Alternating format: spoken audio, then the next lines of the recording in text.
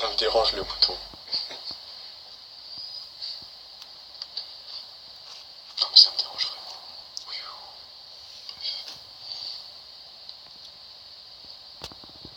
Bonjour. Oh putain, mais ça va, ils sont assez réactifs. J'attends que vous soyez un peu plus pour commencer à parler. Mais bon, si vous avez des questions en attendant, je suis là. Je vais garder ma main pour cacher le bouton parce que... Oui, bah écoutez, ça va. J'ai beaucoup échangé avec mon avocat et au final, bon, c'est pas trop la merde pour moi que ça parce que on a trouvé des stratégies pour se défendre, mais bon, ça je peux pas en parler parce que sinon c'est plus une stratégie. Ensuite, par rapport à Aquababe, ce qu'il faut savoir, c'est que si il est prouvé que Jérém Star et Babybel étaient tous les deux, enfin Babybel, on est tous d'accord, il était au courant, bref. Mais si on arrive à prouver que Jérém Star était au courant de tout ça, il sera pas attaqué en diffamation ni rien. Et pour ce qui concerne la vidéo de la sextape qu'il a soi-disant postée, elle était déjà sur internet. Il l'a juste retrouvée et postée, c'est tout. Donc il risque pas grand chose. Donc non, je suis pas dans la merde. Ensuite, par rapport au reste, mon avocat m'a fortement conseillé de vous... Oui, il n'y a pas trop de preuves contre Jérém Star. En tout cas, mon avocat m'a fortement conseillé de faire un groupe avec tous les victimes de Pascal et voilà, de porter plainte, parce que personnellement je l'ai fait, j'ai porté plainte. Après, je sais pas si toutes les victimes l'ont fait, c'est pour ça que... Bon, je sais que certaines l'ont fait, mais pas toutes. Donc...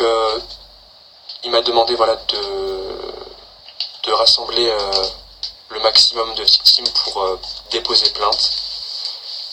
Et voilà, et surtout de ne rien lâcher, notamment par rapport aux réseaux sociaux, parce que bon, on est un peu contraint de la fermer, on suspend nos comptes, enfin bref, il y a plein de trucs qui nous empêchent de parler librement.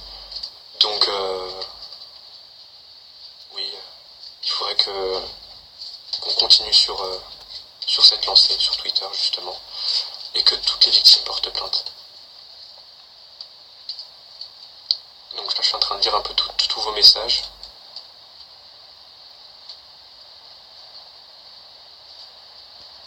N'hésitez pas à me poser des questions. Je suis dans l'histoire parce que je connaissais Pascal personnellement, et je suis entre guillemets une des victimes, voilà. Oui, c'est un pervers, concrètement, oui.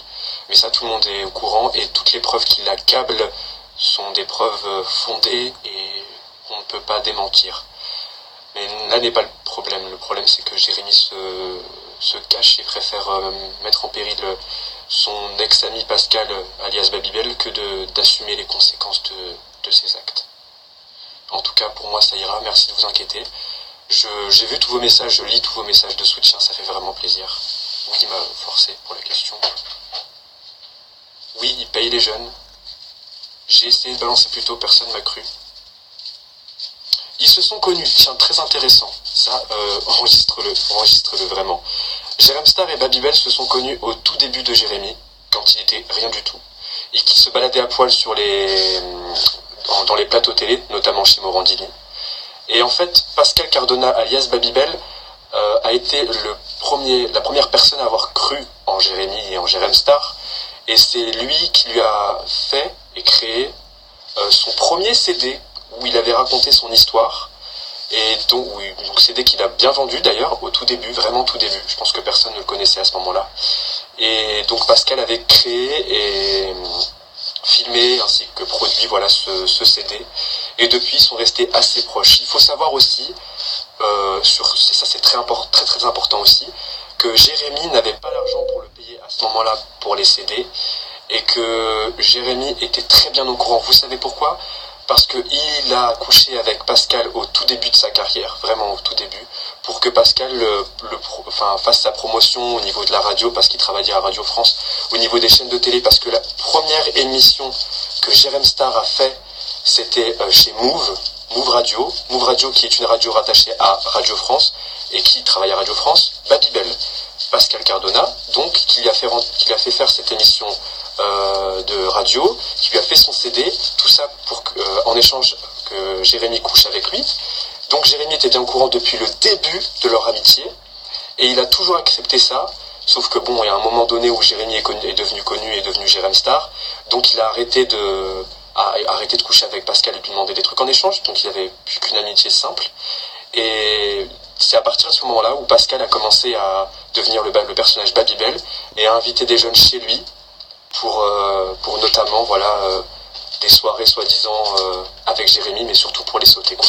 Et ça, c'est une information que personne ne sait, et je vous raconte tout ça parce que je le sais.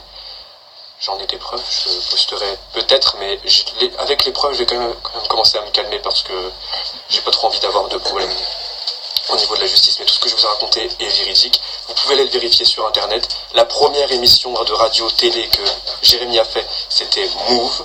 C'était grâce à Pascal Cardona. Et le CD qu'il a fait, c'était aussi grâce à Pascal, parce qu'il l'a produit et créé et vendu pour lui. Voilà.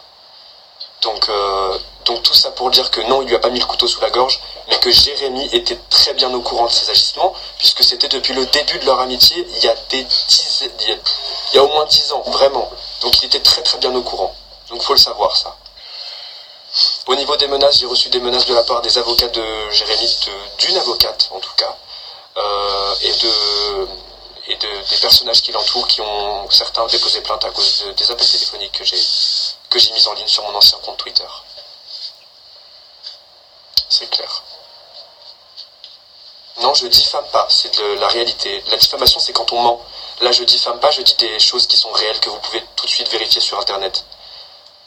Voilà.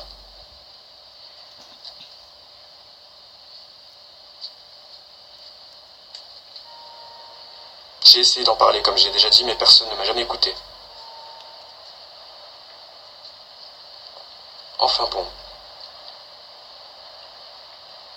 Les partenariats de Jérém Star vont pas forcément continuer. Tout dépend de la finalité de l'affaire. Il faut que vous sachiez que tout est actuellement en pause. Tout est en pause au niveau de Jérémy. Il a coupé tout, il est complètement déconnecté et il attend que l'affaire passe pour essayer de revenir sur le devant de la scène. Mais pour le moment, n'attendez pas de réaction de sa part. Le communiqué de presse qu'il a posté sera la seule chose qu'il postera. Et il sera absent pendant quelques semaines, je pense, parce que de toute façon, avec l'enquête qui est en cours, il a l'interdiction de parler, donc il ne parlera pas. Comment je peux prouver? Ça, c'est quelque chose que je ne peux pas vous révéler, mais qui fait partie du dossier de plainte. Parce que sachez que quand on paye quelqu'un, on ne paye pas forcément en espèces, on le paye possiblement en virement. Donc, voilà, c'est tout ce que j'ai à dire, à vous de réfléchir sur ce que j'allais dire pour la suite. Je sais que j'ai enregistré Pollux à son insu, je me suis excusé auprès d'elle, et elle m'a informé dans la journée qu'elle ne porterait pas plainte contre moi, et que voilà, ça s'arrêterait là.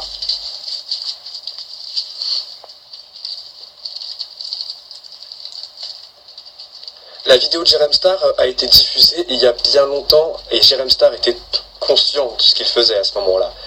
Donc elle est simple à récupérer quand on a les contacts, il faut le savoir. Qui d'autre savait pour les soirées? Beaucoup de gens savaient pour les soirées. Beaucoup de gens sont concernés, vraiment.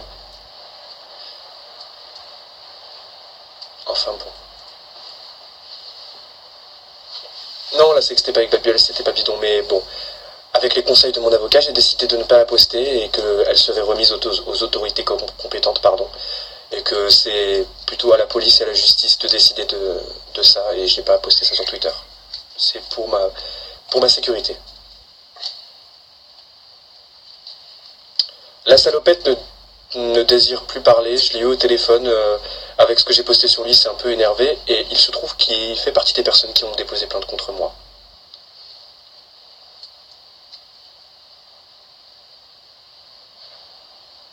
Non, j'avais pas plus de 15 ans.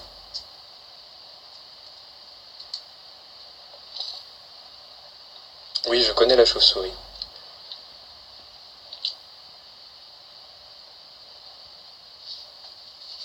Non, Mathieu Delormeau n'a aucun rapport, ni de loin, ni de près, à tout ça. Aucun.